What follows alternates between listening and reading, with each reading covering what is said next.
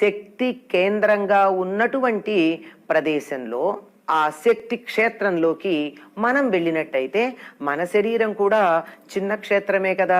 విద్యుదయస్కాంత ఘటము అని చెప్తాం శరీరాన్ని. అది పెద్దది. ఆ పెద్దదాని దగ్గరికి వెళ్ళినప్పుడు దాని శక్తిని మనం కొంత తెచ్చుకోవడం జరుగుతుంది.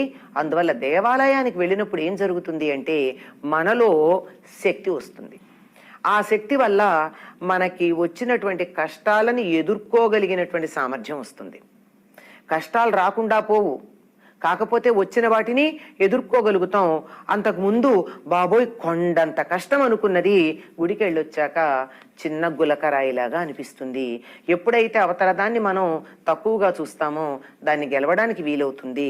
కనుక గుడికి వెడితే మంచి జరుగుతుందా అంటే మంచి జరిగే మార్గం తెలుస్తుంది, దానివల్ల మంచి ఫలితం ఉంటుంది. ఇప్పుడు పిల్లలు అడుగుతారు పరీక్షలకి అనే మాట అనుకున్నాం కదా. అడిగినప్పుడు ఏం జరుగుతుందంటే వీళ్ళు చదివినవి పరీక్ష సమయంలో గుర్తొస్తాయి. కొన్నిసార్లు పరీక్ష రాసి బయటకు వచ్చిన తర్వాత అయ్యో ఇందాక నాకు గుర్తు రాలేదు ఇప్పుడు గుర్తొచ్చిందంటారు. వాళ్ళకి తెలిసిందే, చదివిందే, ఆ క్షణాన గుర్తు రాకపోవడం అని ఉంటుంది. అటువంటి ఇబ్బందులు లేకుండా సమయానికి ఏది గుర్తు రావాలో తాను ఇంతకు ముందు చేసిన శ్రమ సుమ ఏమీ లేకుండా రాదు.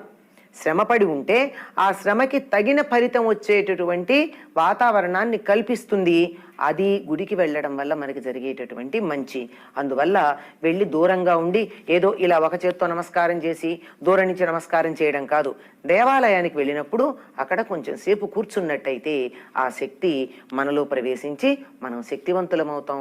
ఎటువంటి పరిస్థితులనైనా ఎదుర్కోగలిగినటువంటి సామర్థ్యం మనకు వస్తుంది.